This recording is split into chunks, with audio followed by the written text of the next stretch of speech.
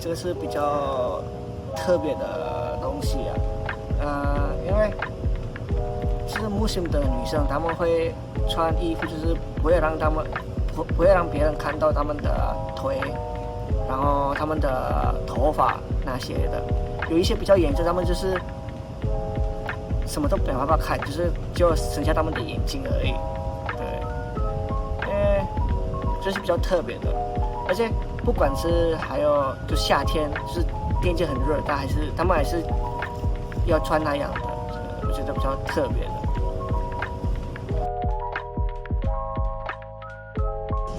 我知道，因为常常看到嘛，从小到大都看到。那其实我觉得一开始会觉得他们，到现在还是会觉得他们很热。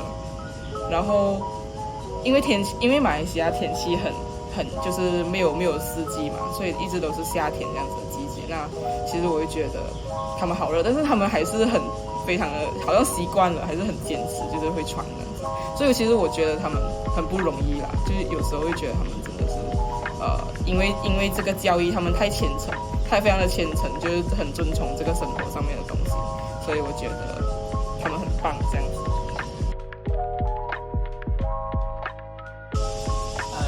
In my personal perspective, if I am being asked about women who do not cover their hair or do not wear any hijab, I think it's because it is a religion matter, and then religion is a personal matter, and then the people who confronted women who wear no hijabs or who undress properly according to Islamic perspective, I think they cannot judge this kind of women because this is not their place. The people who belong, the people who have the right to say so about Islamic perspective, to teach them about how to wear or how to dress properly according to Islamic law are the preachers or the grandmaster of Muslim itself. So if you say something or if you confront a woman who wear no hijab, this is not your place, and then this is a religious matter. Because this is a religious matter, this is their personal choice of how they want to behave or how they want to dress themselves. So I think yeah, that's all. Okay, actually Islam has rules to us as a woman to cover our hair with hijab or use the long and big clothes. Why Islam has rules? It has that rules because Islam want to protect us from any harm that might happen to us, like the catcalling and the sexual harassment. Because in the real life, when someone see our hair or our physical, maybe they have desire because they see our physical. But in the faith, not all the Muslim women do or did that rules, like not wearing the hijab or not wearing the big clothes. Maybe it depends on their choice. But for me it is a good thing, and it is must to do and the right rules to follow.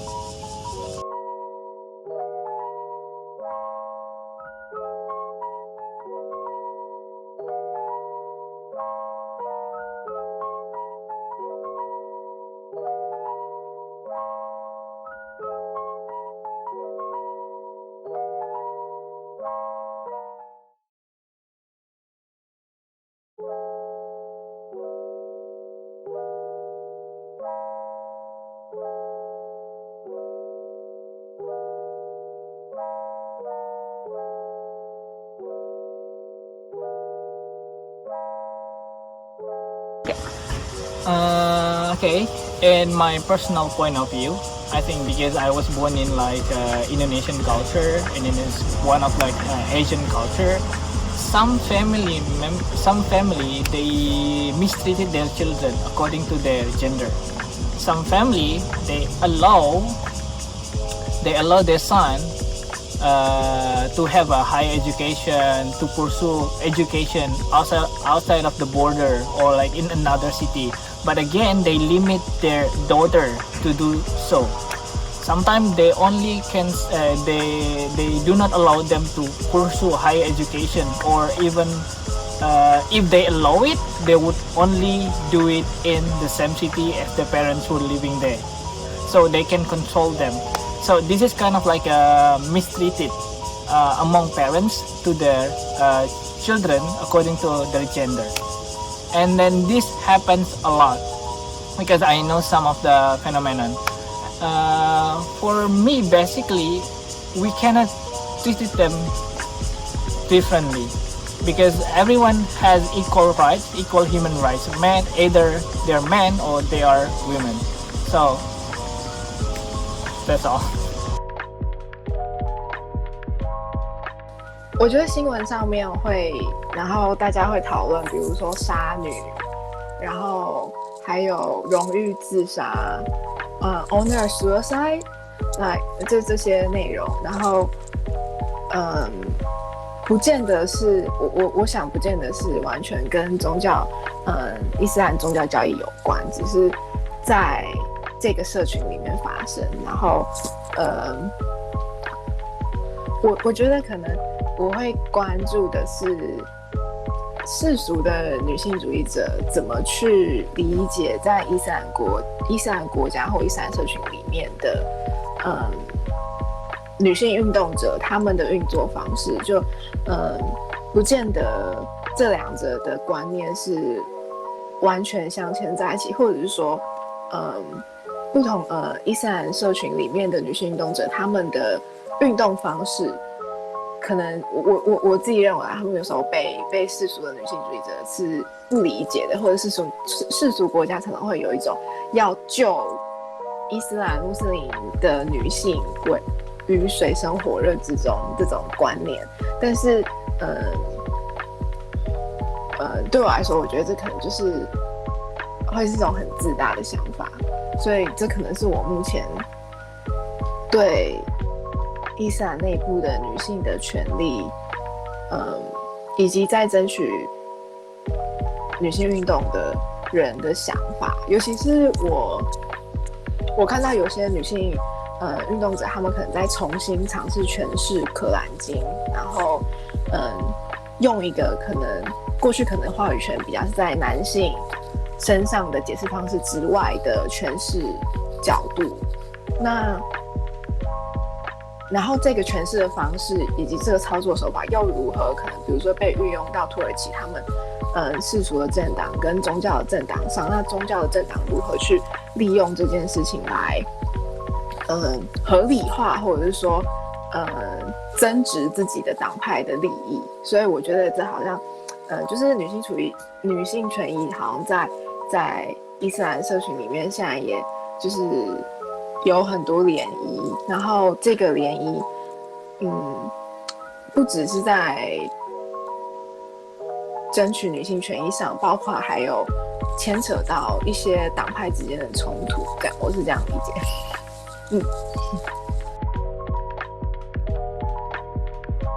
Well, I know some people have stereotyped that women should stay at home, or for example in the married life as a wife we only can taking care of our children, we decide to not work outside. But for me as a Islam woman, we have our right choice. In my real life, I have my own right choice to pursue my dream as far as I want, because for me Islam has flexible rules, that Islam is not limiting our boundaries. We can just adjust it, depends on our situation.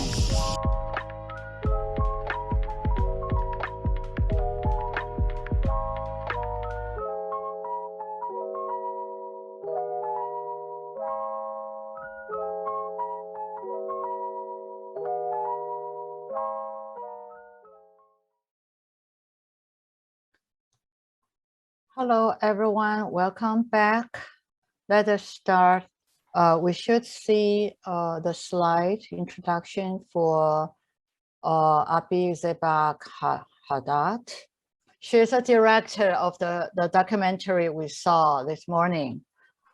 Women of Freedom. Okay, that she directed, produced in 2016. Abi Ziba Khada, she's a Palestinian director, filmmaker, theater director, and also actress. Born in Nazareth, lives in Jaffa, currently also teaching at Bear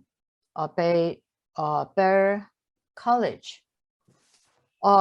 She is a renowned director, and in 2011, Abi produced and directed her first documentary, Duma, the first documentary film ever made about sexual abuse of women in Arab and Palestinian society.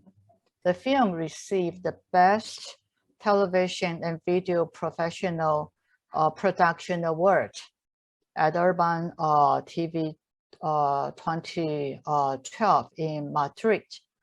Her second film, Women of Freedom, follows the first film, the stories of women who were murdered in the name of honor killing, the issue that we discussed just now in our previous session. The film won 5 awards in 2018. She also has authored a book on Palestinian theater titled The Palestinian Theater in Galilee. And she directed theatrical works, including Aunt Rim and the Chocolate, won numerous awards at the International Children's Play Festivals in Haifa. We are very honored to have her with us today and share with us her experience or her observations of this problem or question of this honor killing and also women being persecuted. Her title will be Our Silence is a License to Murder. So Abi, the floor is yours. Okay, thank you very much for introducing me. Thank you. And okay, let's start with my presentation. And I will, first of all, do share screen of my presentation. Our silence is a license to murder. I want to introduce in the beginning myself and to say who I am, but you said but my film deal with women issues that are taboo in Arab and Palestinian society. The title of my presentation is Our Silence is a License to Murder, and it will focus on my documentary film, Women of Freedom. I shall discuss the title of my presentation, Our Silence is a License to Murder. And if you have any question you would like to ask, please leave them until the end when I will do my best to answer them. I would like to start by showing you the trailer of my film, Woman of Freedom. سيدتي المحترمة. بدون ما يفكر جاب السكينة. Okay, just a minute. وهجم علي. أجت العصابة قتلت على لونا بس تقدر تجيب لي إياها. بس السؤال هو ليش أنا كل وقت بتذكر هاي القصة؟ ليش هاي القصة مضايقتني؟ كل بنت عربية بتنهي بتنقبض مش بخاف، كل بنت عربية بتنهي بتنقبض مش بخاف. Okay, Our Silence is a License to Murder is the early title of my documentary film, Woman of Freedom. Women of Freedom tell the stories of women who were murdered in the name of honor killing in the Arab and Palestinian society. When I was 10, I heard a story about a girl from my hometown of Nazareth. Her parents found out that she was pregnant out of wedlock. Her grandmother sneaked into her room and poured mercury into her ear. The girl died immediately and it was silence. I decided that it is time to break the silence around it and around many other murder cases of women in my society surrounding the twisted term honor killing. As I researched the story of the girl that was killed with mercury, I meet women who suffered murder attempts and now live in women's shelters afraid for their lives. We will watch a scene of women who suffered murder attempts.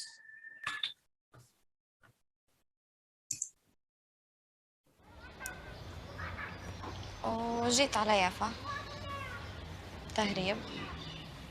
ما قدرتش اتقبل انه في حد يخنقني، حد يشنقني، حد يطخني. كل هاي الافكار اجت في راسي. اني اكثر اشي رح يوجعني.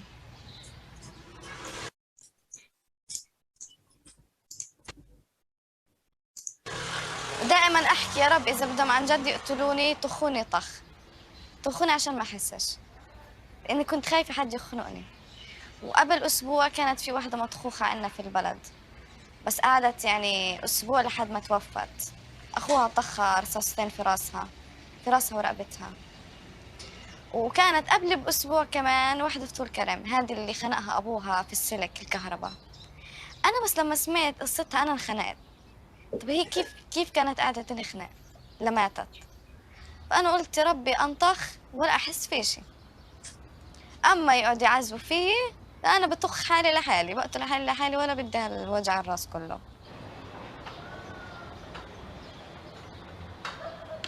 بس الملجأ اللي في الضفة قالوا الأحسن إنه أعمل العملية في التسكير قبل ما أروح.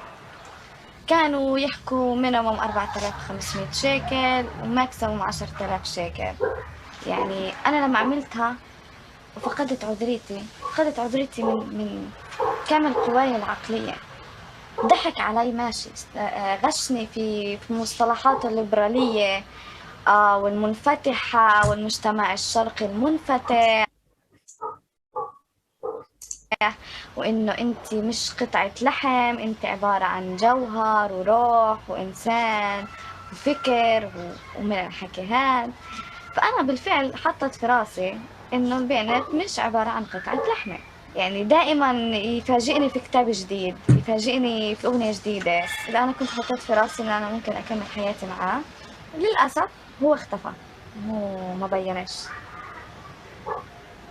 ما بديش ملاجئ وبديش أكون إسرائيلية ولا لجوء سياسي لأي بلد. أنا فلسطينية وعادي بدي أحكيها، يعني يفضح عرض عاداتنا وتقاليدنا. بس أنا أولاً وأخيراً أنا مش بنت شارع، فقررت إنه لا بدي أعمل عملية ولا بدي أضلني هون. أنا بدي أروح على شيخ، هو الوحيد اللي ممكن يقدر يساعدني. شو بدك تقولي للشيخ بس تفوتي عنده؟ دخلة الله وعليك. وهذا شو معناته؟ هاد معناه إنه معليش حدا غيرك وغير الله. هاد معناه إنه أنت بدك تحميني. يعني هذا بالقتل كمان بيحكوها، يعني أنا حالتي حالة قتل. يعني جريمتي باعتبار عاداتنا وتقاليدنا هي جريمة قتل. أنت ارتكبتي إثم وخطيئة، أنت مارستي علاقة بين ذكر وأنثى خارج نطاق الجواز، وهذه لحالها قصة كبيرة. هاي فيش فيها تنازل. يعني أنا كان بإمكاني كتير إن أنا أكون هلا تحت التراب متوفية، ضليتني في غرفتي وقاعدة، بس الله حط فيي القوة. بعرفش كيف تسيرت الأمور وهربت، وهيني هون، هيني بحكي معاكي. يعني أنا إلي عايشة يعني بلدنا وحدة. أنا بعرف إنه بلدنا وحدة، بس لما يجي عليك عيد أو يجي عليك أي مناسبة وأنت تتذكري أهلك، يعني هاي بتحس بنفسك شوي، مش شوي كتير. يعني وتجوزت هون، مين بده يفرح فيي؟ مين بده يزفني يعني للي بدي أتجوزه؟ آسفة.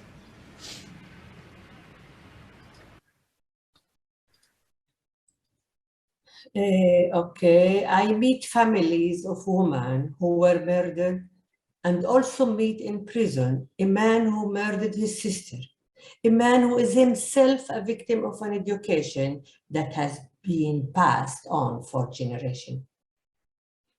This is how I was raised, he tells me, to be the man of the house and to defend the family honor. We will watch a scene of the prisoner who wrote in letter that he regretted murdering his sister. لكني آسف لأني لا أستطيع مساعدتك. فالموضوع الذي تحاولين معالجته بفكرك ومجهودك وكل قواك هو قتل النساء على خلفية شرف العائلة. لا أستطيع مساعدتك لسبب واحد، وهو أن أختي المرحومة لم تقتل لأنها مست بشرفها أو شرف العائلة، بل قتلها ضعفي ويأسي وغضبي وجهلي وغبائي عندما كنت لا أبلغ 20 قبل 17 عاما، عندما سمعت أنها هربت من البيت. قتلت ملاكا طاهرا كان ذنبها الوحيد أنها أرادت الحرية. طلبت من الله أن يعاقبني فعاقبني، فأني أعرف بأني لا أستحق من الحرية حتى ولو دقيقة، ولو أقل من دقيقة، لأن أريجها الذي يلامس كل مسامات روحي كل يوم ينظر في عيوني بعيونه الجبارة ويسحقني قائلا: انسحق وتبعثر أيها الأحمق، لا ترجو الرحمة لأنك لن ترحم. وحده الله الذي خلق النفوس له الحق أن يأخذ الأرواح مخطئة كانت أم بريئة. أما أختي المرحومة كانت وما زالت وسوف تبقى أبد الدهر مثال الطهارة والشرف، وسوف يظل أريجها يفوح في صدري إلى الأبد وينظر في عيوني كل يوم ويسألني لماذا؟ بضعفي وغبائي وجهلي لا أعرف ماذا أجيب.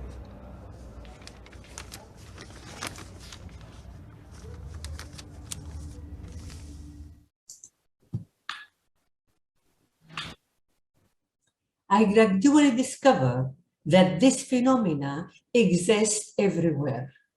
It's not unique to certain population or social class, not only unique to criminal families or to poor area. It's an issue of social norms. I also discovered that this phenomena is not unique to my society.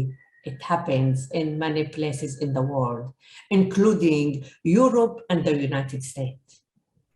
The UN estimates that about 5,000 women are murdered every year around the world in a connection to violation of the family honor. About 10 Arab women are murdered in Israel every year. There is no honor in murder, and murder is murder. But the legal system chooses to be understanding and sympathetic to this phenomena and prefer to see this phenomena as an internal issue of Arab society. The critical aspect of the film takes place in two levels: internal within Arab society, as well as pointing an accusing finger at the way the police deal with the issue. Now, we will see the confusion of Reem Abu Ghanem. והאם התרשלה המשטרה בשמירה על חייה של רים אבו גאנם? כתבנו גיא פלג חושף היום את עדותה במשטרה שעות אחדות לפני שנרצחה. أخاف من إخوتي ربما يقتلونني، لا أعرف ماذا سيفعلون بي. هذا ما قالته ريم أبو غانم، شابة في 19 من عمرها، قبل مقتلها ببضع ساعات على يد إخوتها الأربعة. أحدهم طبيب أطفال في مستشفى أساف هاروفيه وهو الدكتور سليمان أبو غانم. كانت هذه أقوال أبو غانم لضابط الشرطة. حاولت الشرطة أن تخفي هذه السطور المثيرة للقشعريرة.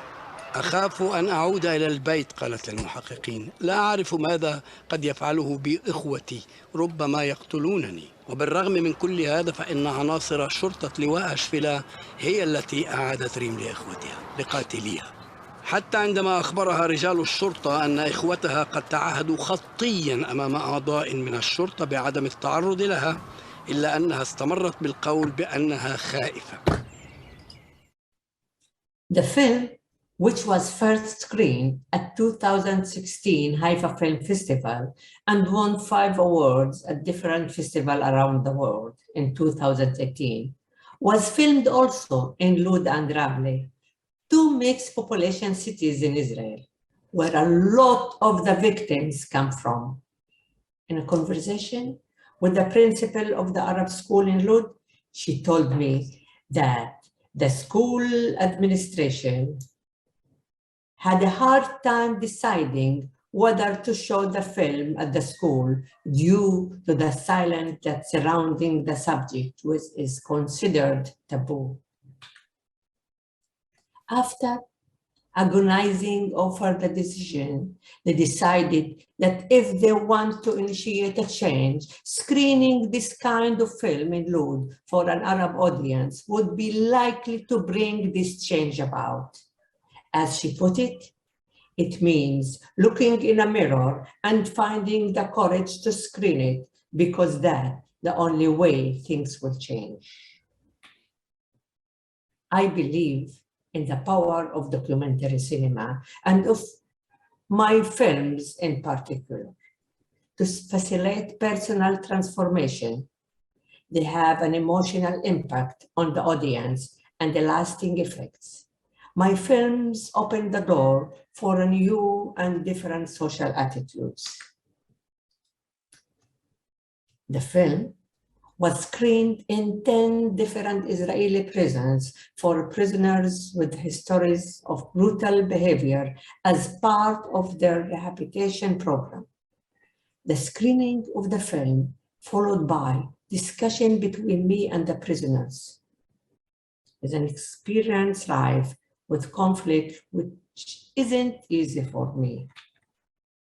But I do it because the film manages to reach and touch some very sensitive points for the prisoners. My belief that the film will remain with the prisoners for a long time, even after their release, is what motivates me out of a need to make an impact and to initiate a change. We will watch one of the most powerful scenes that touched the prisoners very much.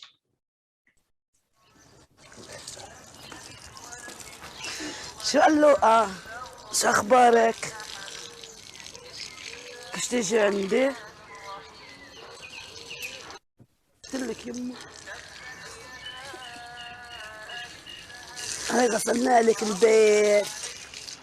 كان نفسي أوصلها العيادة تبعتهم.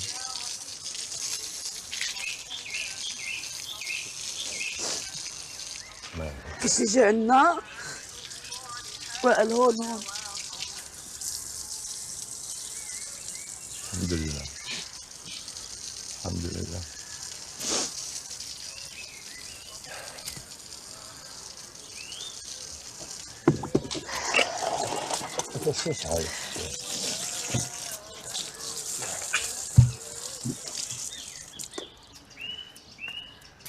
وهون بدك تحط كمان بلوكات، تحط لها حجر، تحب شيء فوضى ما انت بتعرف.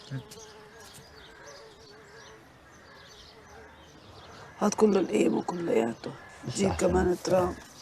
بس أحسن من الحبق، كل يوم تصبح تشم ريحة الحبق، شو بدك أحسن من هذا؟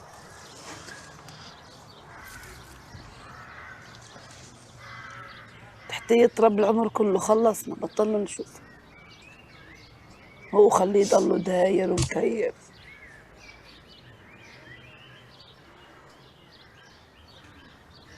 الأب لما كانت تتعلم كنت عند واحدة، كنت أركب عند يعني البيت، هي دكتورة أسنان، بتسألني بتقول لي لا متى لو 6 سنين؟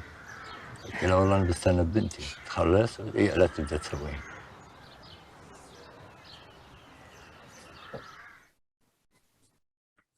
As I mentioned in the beginning, Our Silence is a License to Murder was the early title of my documentary film, Woman of Freedom. But after 4 years of research while I'm making the film and 3 years of performance, discussion and debates in various places,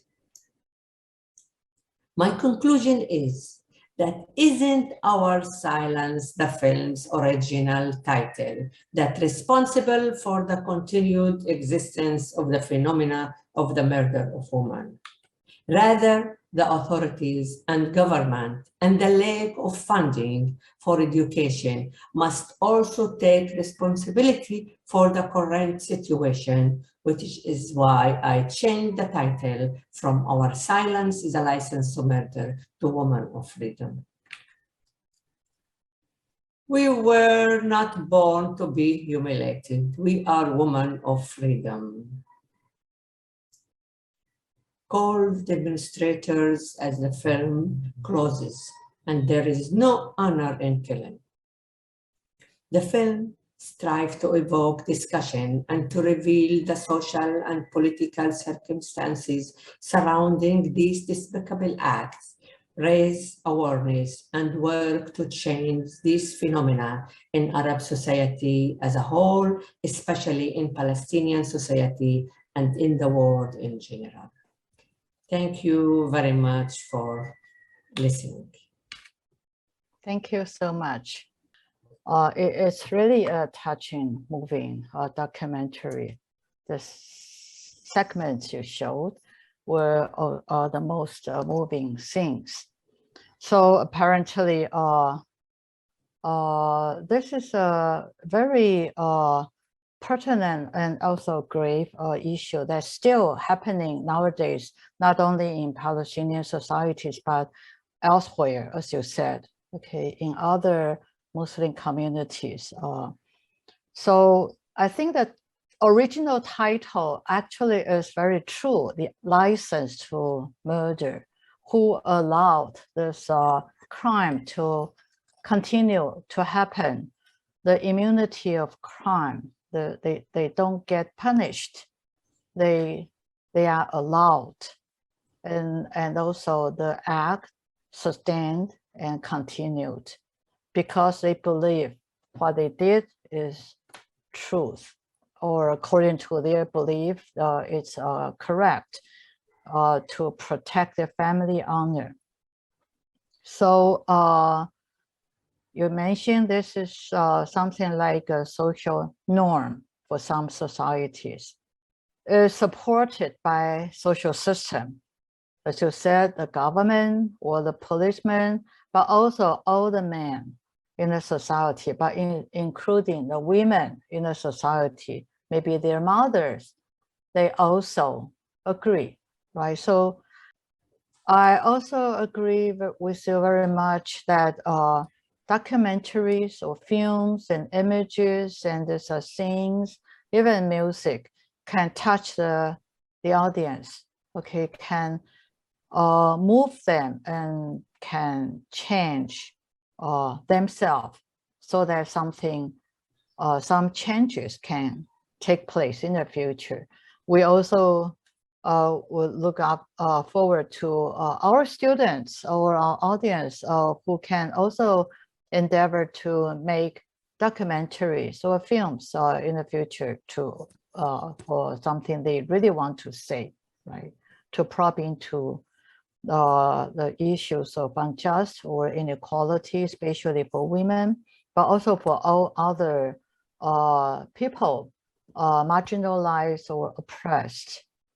Okay, I think Professor Farid wants to raise questions. Thank you, Joyce. Yeah. Dr. Haddad, thank you very much for your presentation. You know, I think your documentary is very powerful, and I hope it continues to have an effect on making people more aware. So I have two very short questions. You mentioned that honor killing happens all around the world, even in North America, even in Europe. I know myself, you know, I've read about honor killings in Latin America. In other words, it's not a phenomenon that is limited to Muslim societies. It is also found in non-Muslim societies. But I wanted to ask you, among Palestinians, is honor killing found among Christians as well? Or within Palestine, among Palestinians, is it limited to to Muslims? That's my first question. And the second question, you mentioned that the Israeli authorities show some leniency with regard to honor killing. The legal system is somewhat lenient about it. In the documentary, just at the last part, for example, the police returned Reem to her family even though she was still under threat. And you said also that the Israeli authorities consider this to be an internal Arab affair. So my question is this a strategy to allow Palestinian society to remain in conflict and in turmoil? That they don't want to be stricter, the Israelis do not want to be stricter in terms of how to deal with this problem, to be more forceful with the law? Okay. First of all, thank you very much for your question and for what you said about my film, Woman of Freedom. Thank you. The first question about Christian and Muslim, I said that, and also there is a cases that before 2 years, one father killed his daughter in Ramle, and there is Christian people. The statistic is more, I am not a religious one, okay, and I don't also like to say the Christian, Muslim, like this. We are all of us Arab, Palestinian, and this is very important also for me. And also it's not a unique for Palestinian society. It's in all over the world, and also I heard a lot of in Latin, in Europe, and it's not unique for Arab people. But we are, but also I think that I love my society very much, and I love that I'm a Palestinian woman director, and I do these films because I believe that this documentary can change the situation, can touch the audience, and because also I screen these films in all over the world. The most important thing for me that this film shows in school, in high school, and the audience and the teenagers deal with this film and touch them very good, and I think that it will change a lot in their mind, and they said it, and this is very important for me. About the legal system before 10 years or 20 years was very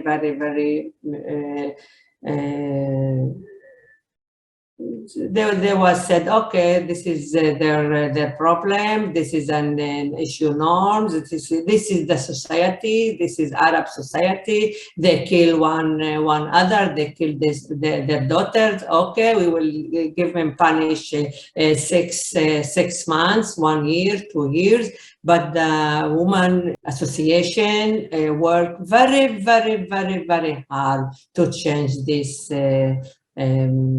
this situation, and today they give them a lot of years in punish, but a lot of time. There is 20% maybe that they know who is the killer, and in a lot of cases we don't know. Also in my film about Ala Daher, okay, it's from 2011 the case, and until now the police didn't know who is the killer, but a lot of time we know, and the family know, but the legal system chooses not. I don't know that a lot of time the woman association said that if the Israeli government want to know who is the killer, and they can do, but sometimes they didn't. And the statistics said, I don't want to say that, something about that, but the statistics said that it's more than 50% they didn't know who is the killer. So why? Because it's not so important to know who is the killer of the woman, and because that the woman association is still working and fighting, but the woman, it's in all over the world, the fighting of the woman association about these issues and violence against women at home. Maybe I follow up the question that Farid just brought up. I felt I have to ask the question of this Israeli and Palestinian relation. The Palestinian women suffered the oppression or this antagonistic or just family abuse in this Palestinian patriarchal system. Is it because the Israeli government doesn't bother, or this is the first question. This is actually what Farid, Professor Farid brought up. If the government or this whatever participation of Palestinian citizens are involved, or even women are involved in the governmental system, would that be different? Women's voice will bring the governmental system to pay more attention to this unjust or this immunity of crime. The second thing is I watched your documentary and saw this women's activist movement against this honor killing. Are there Israeli citizens involved, participating, or Palestinian men? I think I saw men and women in the campaign. Are they all Palestinian citizens or also Israeli citizens? But along with that, how would Palestinian and Israeli citizens collaborate when the situation between Palestinian Gaza situation getting more and more intense? Are there peacemaker or collaboration from both sides? This is just my curiosity because you are Palestinian living in Israel cities nowadays. Yep, and working on documentaries, education, children play, and for women issues. So those are the things I feel like to raise. But before you answer, there is another question from the Q&A. Maybe you can address them. Let me see. Since the issue of honor killing is a taboo there, after your documentary released to the public, do you receive any ban or criticism from the governmental system? How do you think about the role of media in Israel and Palestine in covering these issues? That is all. Okay, I think that I believe that the situation is changed. Okay, and and this is very, very important. But and the media and the television and the cover the cases or cover this situation, murder of women at all. I said I didn't. I try in all my movie that don't use this word honor killing, because it's in the name of honor. In the name of honor killing, killing is killing. Murder is murder. Murder of woman. Murder. It's murder of woman. This is very, very important for me.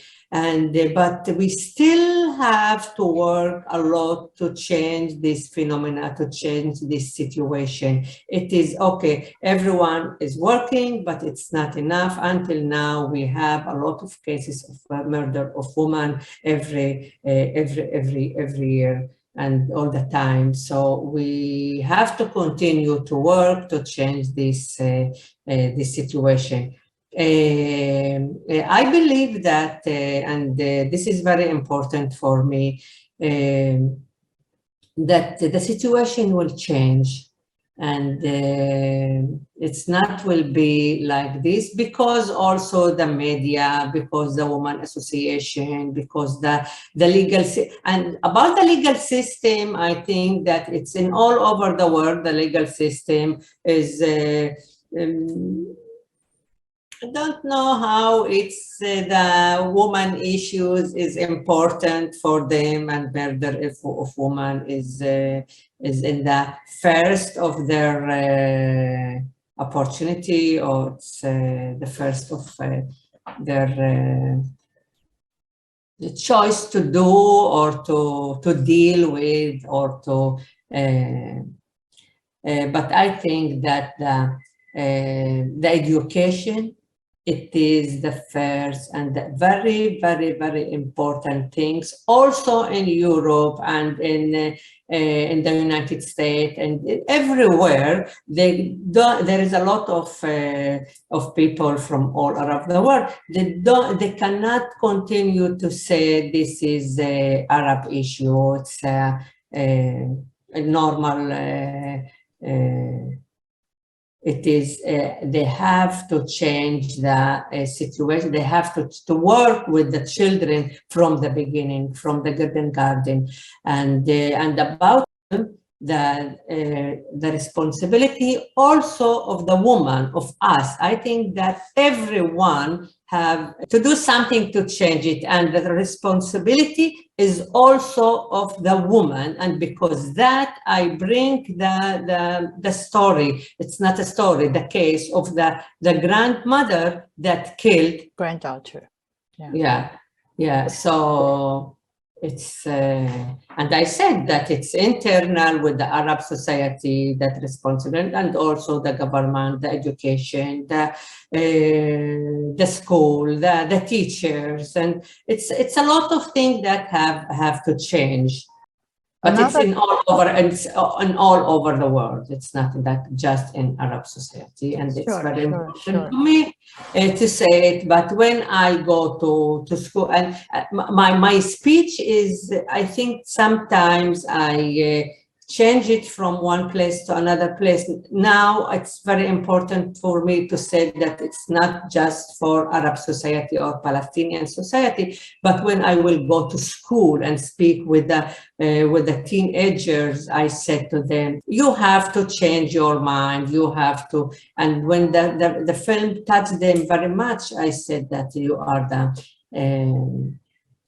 the hope, you are the hope to change. The teenagers sometimes, when we show the film, they said like this on the table, why it's happened, why it's happened, why it's happened. I'm very proud of them that they said something like that. Yeah. And about you say you answer your question about the end of the film, that was in the demonstration, also men and women.